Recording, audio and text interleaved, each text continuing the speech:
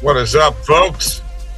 Enjoying the music there? A little last-minute betting music for Game 1 of the NBA Finals tonight. We are excited about that. We're brought to you by OddsJam, the premier odds comparison company for sports bettors worldwide, where we are constantly changing. I mean, we've got tools upgrading and updating like you would not believe. You gotta get there. OddsJam.com/subscribe. Use the code Bob20 or Mike20 for 20% off. All right. Well, Tristan's starting off here with yes. By the way, if it would have not called Corey Perry and would have called Draisaitl, we'd have had a winning parlay last night. And should have had Perry for a point. That would have been the better route, but all good. Probably. All good. Yeah, they choked. You know what? Marchand with his little bump on McDavid. I don't know if you saw that in between plays. He bumped into McDavid, elbowed him as he was skating by him. Mr. Batza is here. Hello, Steven. What's up, bro? What's up? Yeah, man. I mean, I figured Edmonton really needed that game. You know, they went down 3-0 last year. They didn't have home ice. If they fell behind in this series to Florida, you know, I know it's just one game, but you worry that will doubt start to creep in that, hey, man, maybe we just cannot get these guys, you know, no matter what, nothing seems to go our way. Now Edmonton has a lead in the series, which they needed, I think. Had Edmonton lost last night, I was going to be ready to hammer them for game 2. Now, not the case. Better hammer Florida. I don't know if I want to hammer Florida, though. I mean, I'm going to be in agreement with Tristan here. Come on. That penalty in overtime, bullshit. You don't call that penalty. There should not have been a power play. They won the game because of a power play. Bullshit. Because he not calling penalties. Bobby cleared it. He threw it into the crowd. That's a clear penalty. I don't care what win it is. You know what? I hate penalties like that. That's the rule, dude. That's the rule. I don't know how that's a bullshit penalty whenever that's literally the rule. Because it cost the Panthers and my picks. I had picks out there, bud. Well, that's on you, man. I don't know what to tell you. You should have listened, and you wouldn't have been in that situation. You have to call that. You can't just say, "Oh no," you can't. You know. Steven, good question. He says, I've been meaning to ask you too, how do you determine betting size? Is it all 1 to 5 units or something else? Yeah, I mean, usually in that range.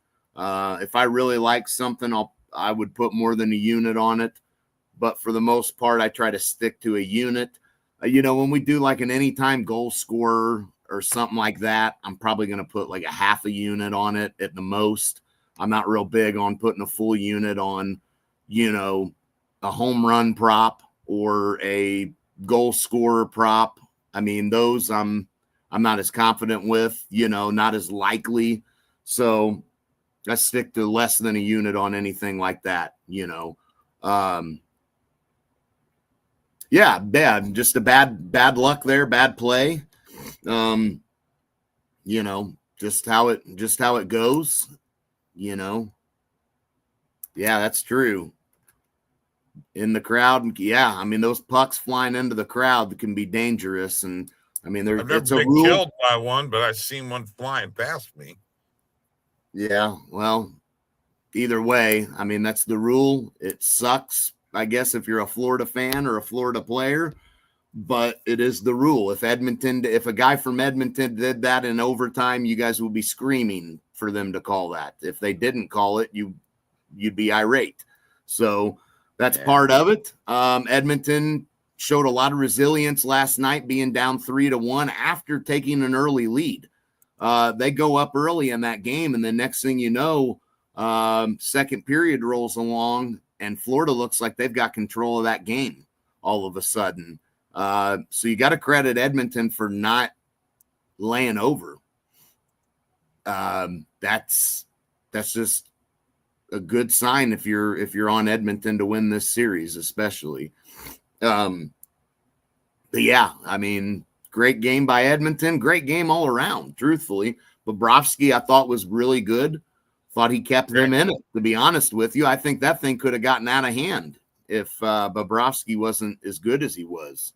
You know, that makes me feel, that makes me feel a lot better. But yeah, sloppy second and third period. Yeah, second and third period.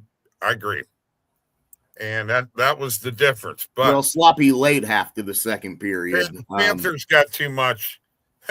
They've got too much there, man. Look at how Edmonton had to fight just to win one game in overtime at home. I'm telling you right now, come game 2, Panthers are winning. Game 3 will be the tell-all for the series, and the Panthers will win that and go on. I'll tell you what, champs. I'll tell you what, I'm going to get this out without being interrupted by you too, because I think the complete opposite of what you're saying. I think this shows a lot about Edmonton, and here's why. If you remember in last year's Stanley Cup Finals, when Edmonton beat Florida, what happened? They mopped them. When Florida won a couple of those games, few of those games, there were 1-goal games. Edmonton was not able to win those overtime games, those 1-goal games. This shows me that Edmonton's a different team than last year, and they don't have to beat you by 2, 3, 4 goals. They can win a 1-goal game now. They got the team to do it. That's what that tells me. All right. Good for you. And they were down 2 goals and they came back and won. We're on YouTube. Like and subscribe, would you? We're on Twitch. Follow. And we are on X. Follow us both on X. What do we got here? Are you going to tell Tristan? Yeah, yes, you're on. I sure as hell will. You guys are on Florida together. My grandson switched teams on me because he said Florida was winning the cup. Now he said Edmonton last night. Well, I got some sense talking to him. Name that yeah. Bob's all right. That ain't gonna fuel him. He could care less about that. Bob's gonna be a great goaltender no matter what. He's just gonna play up to the standards. Last night, Draisaitl had his numbers, so Draisaitl had a wide open net on one and a one-timer that he shot in the net. Good for him. Good for him. Good for Leon. Boy, oh boy. All right, let's talk NBA. Get off this Panthers series because you're venting. Okay, I got you. It's one game. One game. We're not out of it yet, Tristan. All right, OKC, Indiana tonight. There was an under 46.5 PRA for SGA earlier today on the EV page. I passed on it. Should I have not passed on it? No, you shouldn't have passed on that. I would have jumped on that. I never saw that play. Yeah, I think I would have jumped all over that. Under 46.5. Oh, an under. I'm sorry. An under. Yeah, not an over, an under. Yeah, I probably would have skipped that. I mean, it's tough. It's tough, but I feel like SGA is definitely going to bring it. So, I probably would have sat that one out in all honesty. Two golf plays today, by the way. We've got the RBC Canadian Open in which Olesen is leading the tournament along with Del Solar. They're both at 9 under, followed by Cam Champ at 8 under, Jake Knapp at 7 under, and then a bunch of 6 unders and 5 unders.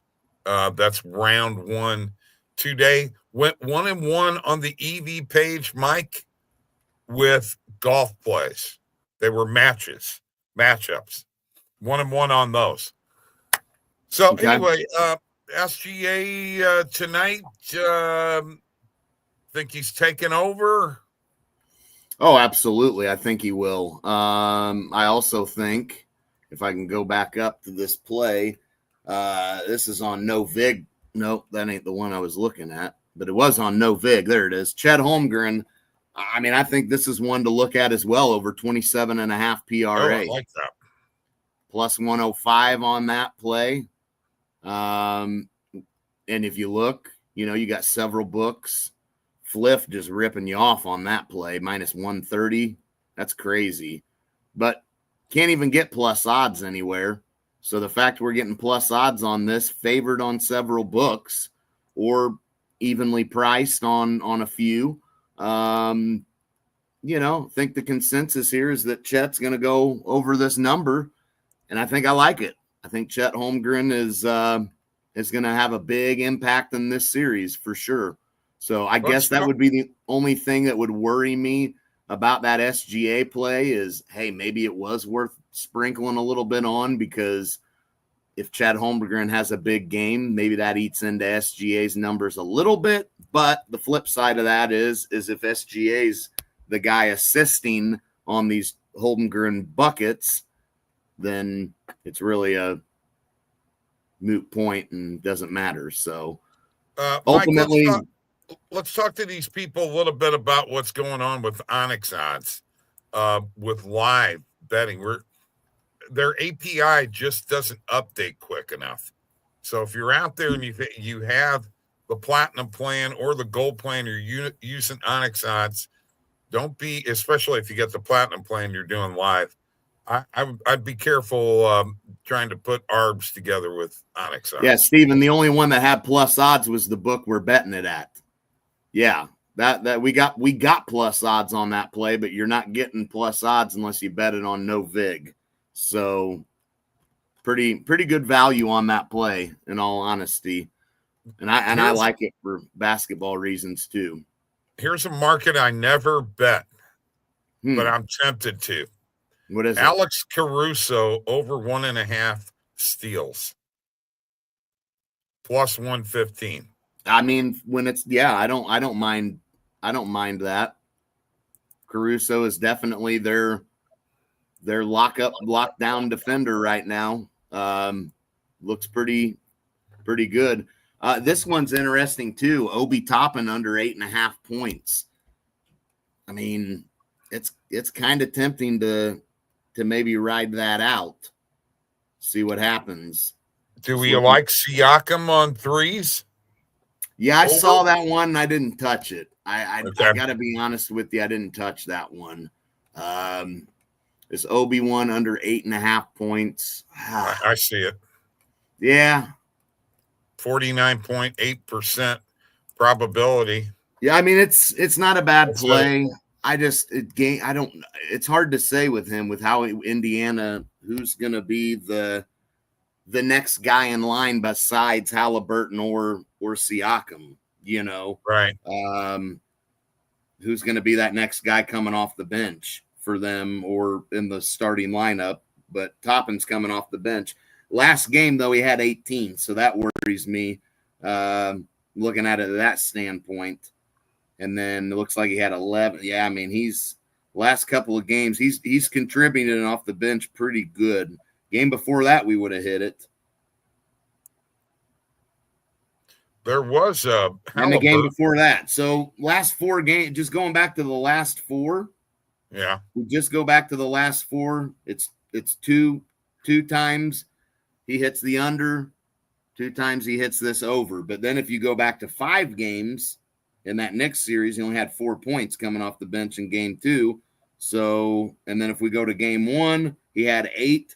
So really only 2 of those 6 games against the Knicks did he go over this number. So it is tempting to go for that. Mike, what was the head-to-head like with Indiana and OKC this year? The head-to-head? That's a good question. I can find that out for you real quick. I'll tell you, I do know this. The last time the Thunder lost a home game to an Eastern Conference team was the Pacers last year. Ironically. Not sure that weighs a big factor. All right, first matchup, Thunder won by 6. That's back in December. All right. And then the second matchup, the Thunder, which was at OKC, 132 to 111, so a blowout there. And then that's the only 2 times they played each other. So Thunder played them twice, beat them by 6 on the road, blew them out at home. 9 steals. Does his record show that? Who we talking about there, Bob? Yeah, Is that somebody I don't you know. said? We only had 1.5 steals for Caruso. Oh, yeah, over 1.5. He was talking about Obi Toppin under 8.5. It's points. Oh yeah, points. Yeah, I mean that it's a tricky one because last 2 games he's gone over that, but the last 6 games, 4 times he hasn't. But 2 of those games he was right at 8 points. So you're winning by the hook there if you have him under, if at this number at least. Don't know what his line was at that time, but I don't know, man. I'm debating it. I know it's going to stick around for a few, so I'm gonna think on it and just look around, see if there's anything else that we see. There's an SGA under 33.5. Yeah, I know. I saw that too. I was wanting to know about the Halliburton over. Oh yeah, I took that on points. Okay. Points, yeah. Yeah, I took Halliburton over points. Okay, all right. What'd you get? 17.5? Is that what you took? 17.5, yeah. That's what I took. Okay. Anyway, this SGA under, I mean, it's favored on every book. If you look across the board, it's favored there, it's favored there, evenly priced there, evenly priced here, favored here, favored here, favored, very much favored from Pinnacle's standpoint. I mean, it's literally favored on every single book. Now, does that mean the problem with it is that it's SGA, you know. Caruso steals are 4-2, 0-2, and 0. Find is under. Yeah, I don't know. I mean, the play on EV was over 1.5. I took it. Looks like he's hit that 3 out of the last 5 games, but there are 2. That's one of the reasons I'm not a big fan of steals, Steven. I just think they're an inconsistent market. So I don't usually bet them, but Caruso is good. No, nobody's saying he's getting 9 steals. No. He's going over 1.5. Over 1.5 steals. Right. He needs 2 steals. The 9, if you're the 9 you're coming up with, Stephen, we're talking about Obi Toppin under 8.5 points, which means if he had 9 points, we would lose. No, Caruso ain't getting no 9 steals. Absolutely not. I'm thinking you're getting old, Batsa. No, I think you're old, Bob, but that's for a different discussion. Have you guys tried 4CX yet? I recently noticed it I have not. Brandon. I have not. And I can't think that I've heard anybody in particular using that book. Yeah, it's another one of those social sports books. Mm-hmm. Yeah. I mean, they probably don't limit. Thank you, Stephen. And yes, I'm old too. Dude, I'm 66. It's what I tell all these guys that I'm on calls with. If I can do this, you can do it. Yeah. Case and Wallace over 12.5 PRA. I'm going to sprinkle on. I'm going to jump on this one. He's been pretty good for OKC, man. That's on FanDuel. I'm going to ride that one out. I don't care. I like it. plus odds. I don't know that any book's even offering you plus odds on that. And I think he's going to get some action anyway. He'll get enough action. All right. Batson was talking about OKC spread tonight. I actually don't mind that. What do you think? Yeah, I don't mind it at all, man. I don't mind it at all. I think we put that in a leg and a parlay. I'm down with it. I mean, I like OKC on the spread tonight. I think they get the job done. If we put it in a parlay, maybe we get an alternate line if we want. It just depends what the books have everything set at.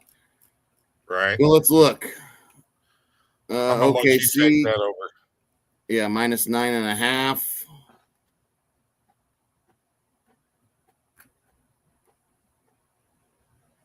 Not a lot of books at -9.5. Several at -10. Yeah, that line's actually moved probably half point throughout the day.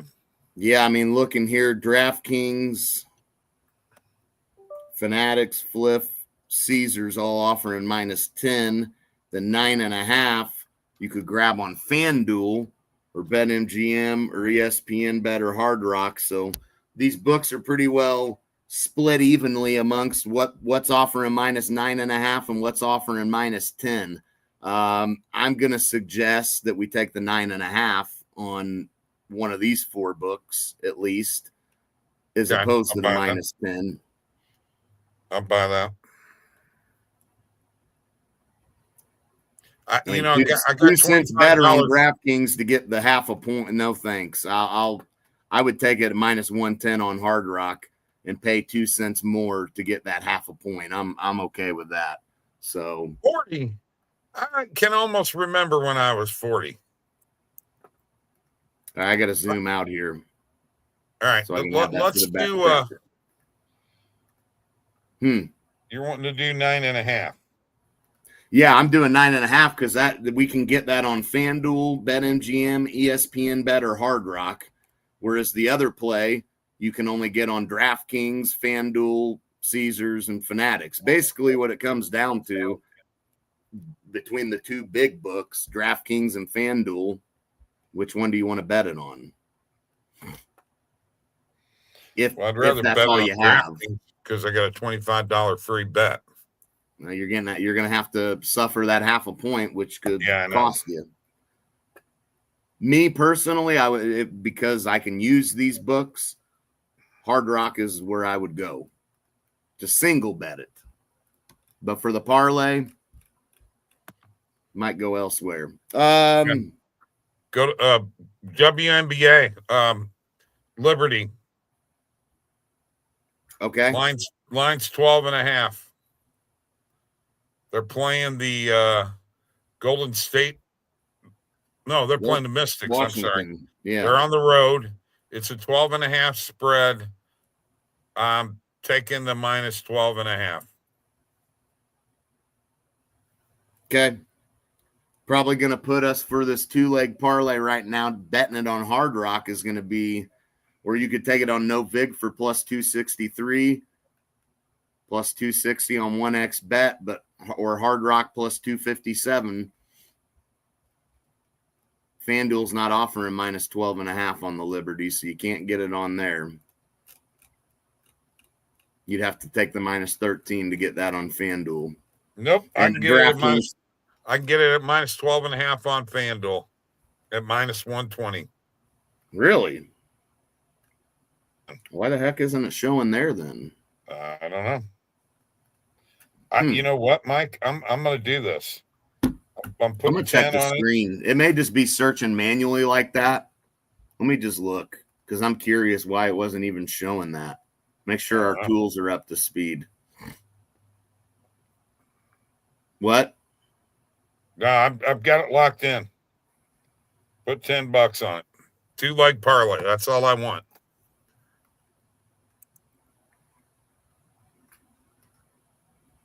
Okay. No, I did not see that. No kidding. What?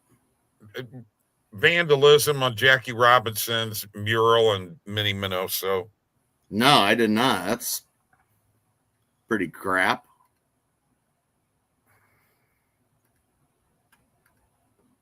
Yeah, I mean, that's the main line that's showing. I guess you found an alt on there, but anyway, I got Nesmith over 11.5 points as well. Okay. Got Chet 27.5 PRA. In Miami, this happened. Oh, well, parlay wise, anything else you like? Anything in the MLB? No, that's it. That's it for me. Well, that MLB parlay last night that we slopped together That was terrible. was crap. No shit. That was terrible. And you know what? The teams you're supposed to trust. I put together a 2-leg money line parlay today. Used one of my $25 free bets. Had the Braves money line and the Cardinals money line. Braves. Tristan had the Braves money line today too, and Braves. I cannot believe they blew that game. 11-10, and I can't believe the Cardinals came back and won their game. Right. So you were experiencing both sides of it. Yes, I got screwed either way. It didn't matter. Yeah. Unbelievable. Yeah, that was crazy. A few plays from the EV page from earlier in the day. Just throw them at you here real quick. One of them already lost. Let's see. We did the Chet Holmgren. Oh, here they are down here. We have first half total runs in this game between the Cardinals and the Royals under 4.5 first half total runs. Cardinals over 1.5 first half team total, and the A's plus 0.5 run first half run line. That actually won today. Mm-hmm. So yeah, they dominated today. Yeah, pretty happy about that one. That's kind of what we've been doing today. A little EV here and there with a little day baseball. Yeah. So that 2-leg parlay, there you go. Oh, no, it works minus fine. 9.5, Liberty minus 12.5. And you know what? Betting on baseball in the summer is the most random shit ever. You know what, Steven? There are a lot of opportunities, especially live, between what you get pre-match and what you can find live. And I'm telling you, man, you can make some money betting baseball. You really, really can. And there's some ARB opportunities too. And don't forget, we got UFL this weekend, baby. Yeah, and live betting is the best route to go because you can avoid limits a lot easier with live betting. And certainly arbitrage live betting is the route to go as opposed to pregame. No two ways about that. Because it's a lot harder for these books to track if you're a sharp bettor when you're betting live because every lines move so much. You know, your closing line value on the play, you bet it live. So they can't track it whenever you're betting live and the lines are moving constantly and like crazy, you know, whereas pregame, a lot easier for them to identify that, you know. But these social sports books don't limit. So, you know. Well, now Flip does. Well, Fliff does, yeah. But no VIG, Profit X. Right. Those betting exchanges. I'll tell you what, I have not seen a ton of Fliff plays showing up on the EV page lately. When bases are loaded with no outs. Are you kidding me? Do you know how many times the Cardinals had the bases loaded last year with no outs and didn't score? Yeah. Trust me, man. Yeah, you don't even want to know. Yeah, that's probably true. O'Neal Cruz. Over 0.5 player bases. Oh, hell yeah. I mean, it's minus 140. I'd put a couple of units on that. Yeah, and he's been hot. Believe it or not, for as not good as Pittsburgh is, he's actually been pretty hot lately. Hell, he had 2 hits just last night, 12 homers, 26 ribbies. He's been playing pretty good. I may jump on that just to have some baseball action. See that in here. By the way, what do you think, Sabrina Ionescu over 18.5 points? Yeah, the only worry would be is if they're blowing them out like the Liberty tend to do. If you look at their last game, they almost won by 50 points. Yeah, now, that's true. Granted, the Sun, they're not very good. I think the Mystics are a little better team than them, but still, it is the Liberty, and they're pretty dominant. Now I like this. I like this one for her to get over 2.5 threes. Over 2.5 threes? Yeah, I like that. I'd take them both, honestly. I'm not afraid to. I'm not afraid to back Sabrina. I did not see that O'Neal Cruz play. Got to look for underdogs in the MLB, Steven. Got to go after them dogs, man. Sometimes. That is true. Them dogs come through, man. I'm telling you. Betting underdogs is very, very profitable in the MLB. Very profitable. You know, you're gonna play a team three games 3 days in a row. Bad teams are gonna win once in a while. And you know, we saw last night, for instance, we put a 3-leg parlay together with all favorites. Yep. We took Chicago, the Cubbies on the money line, the Yankees on the money line, and the Phillies on the money line, and all 3 lost. You know, those favorites will burn you in baseball, man, more often than not. And the Dodgers, Mike, are about to get swept. They're losing 5-3 in the 8th inning to the Mets. Yeah, underdog, baby. Mets. They were underdogs in every single game in this series, plus odds in every single game. And no, they did not sweep them. They played 4 games. The Mets lost. Okay, all right. I thought it was a 3-game series. No, 4-game series. Mets lost the second game, but they took 3 of 4. Well, this one's not over yet, but I had Dodgers -1.5. That ain't coming through. Yeah, so I could go 0-3 now. I need the Liberty to cover. Otherwise, I'm screwed tonight. A perfect example too. Look at Colorado. As garbage as they are, they swept the Marlins, and the Marlins are pretty bad too. But Colorado underdogs against the Marlins would have been a good spot to take them. If you were ever going to back the Rockies, you'd want to back them there, right? We gotta bet when they're in losing streaks and when they're coming out of the losing streaks, and when they're playing a bad team. Yeah. You can't bet all dogs all the time, but there are dogs that win every day. Exactly. You know.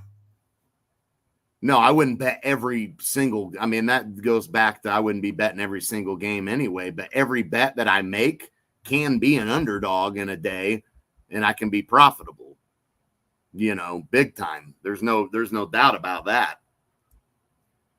I think looking at underdogs are definitely the route to go. I mean, last night would have been a perfect time to do that, man. And today, I think Toronto. That ain't no kidding. I think Toronto was the dog today. Baltimore, a heavy dog. Yeah, we need to, Steven. We need to bet underdogs more often. Honestly, we need to. Baltimore heavy dog today beat Seattle 4-3. And I almost took them earlier. Yeah. In a lot of those day games, you're right. Absolutely. Calculated risk taking.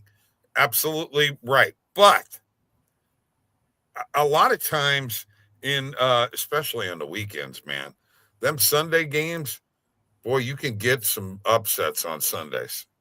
Any day, it just depends. Like today, Diamondbacks +130, they win. Right. White Sox White Sox just took 2 of 3 to the Tigers. They were plus 170 something today. They won today. The A's were plus 159. They won today. The Blue Jays, they weren't quite plus odds. No, minus 105. But the Blue Jays were the underdog in that game. They won. The Orioles, the underdog, they won. You know, yeah, I mean, I'm all for betting underdogs, man. You know, again, that doesn't mean I'm going to bet every single baseball game on the slate and take every underdog, but I mean, I'm of the mindset that betting underdogs can be extremely profitable in the MLB. The Giants plus 114 underdog. Bob Sunday Dogs, we're naming it. There it we may go. not be Sunday Sunday. Dogs. It may not be Sunday. That's how many is that now? 1, 2, 3, 4, 5. Arizona was an underdog. Yes, 6. I said that. Okay, so that's a half a dozen underdogs in a slate of 2, 4, 6, 8 games. 6 out of the 8 games today went to the dog. Wow. Mm-hmm. Yeah, I mean, that's exactly. And then tomorrow you could, you know, that's the thing. You're going to lose sometimes betting underdogs. You're not going to win all the time, but you got to also remember when you're betting on the underdog, you're doubling your money or more when you're betting on the underdog when they're plus odds at least, which oftentimes they are. So, you know, when you look at it from that aspect, man, it's very. I mean, I've seen it. Betting underdogs is profitable in the MLB. I'm of the mindset and believer of it. And I think we need to start doing that. And you know what? The Oakland A's were on the positive EV page this morning on the money line. The Orioles were on the positive EV page on the money line this morning. So 2 of those dogs I know were there. And they were positive EV plays. Yeah. Yankees over 2.5 first half team total. I mean, who's pitching for Cleveland? I don't really care because the Yankees just got shut out yesterday. Oh, okay. So, yeah. I think Yankees are going to pour it on tonight and at least get 3 runs. All right, I need the Dodgers to tie the Mets so they can score a couple more runs and let the dogs out more profitable. Yeah, absolutely, man. Well, we're going to start doing that. We're gonna have some dogs. I agree. Yeah, the A's are definitely a better team than what you might think. You know, they started coming on a little bit last year, if we remember. You know, they've got some talent. You know, I know the record doesn't indicate that they're doing too hot, but part of that is they had a long losing streak, and that's the other thing. The A's won today. They were coming off of how long of a losing streak? 1, 2, 3, 4, 5, 6, 7, 9-game losing streak for the A's. Snap good today. Time to back them. Yeah, anytime a team's getting in that 8, 9, 10-game losing streak range, I think that's the time to back them for sure. The tough part about the A's is they're playing in a minor league stadium in Sacramento, and their home record is 10-22. Yeah. They're 14-18 on the road, but their home record is just absolutely terrible. And, you know, I think part of it's because they're playing in a minor league ballpark. Part of it, maybe that. And I got to be honest with you, the pitching has not been you're right. Great. I mean, they had 3 games in a row where they gave up 8 runs in the one, 11 and another. I mean, 12 and another. I mean, every other day they're giving up almost 10 runs, 8 runs, 9 runs. I mean, well, yeah, here we go. Not good. They've scored 275 and they've given up 392. Yeah. 392 runs given up is number 1 in all of baseball. In the American League. American League? Oh, no, Rockies would probably be number 1. No, it's number 1 in all of baseball. Wow. Rockies are 377. Yeah, I'm telling you, their pitching is awful. Their pitching is horrendous. They have Maybe we no should pitching. start betting A's overs. Yeah, no kidding. That might be the route to take too. All right, I got nothing else. Let's go SGA. Let's win some money tonight. All right? Let's do it. Let's do it. I'm down with it, man. Thanks for joining us, folks, on Twitch, on YouTube, and on X. And we'll see you tomorrow night with the crew. Yeah, we all got this down. Sometimes it's just weather. I mean, yeah. I'm more comfortable with A's on the road than I am with them in that crappy place they're playing. Exactly. Which really doesn't make any sense because they should have the advantage. But anyway, have a great night.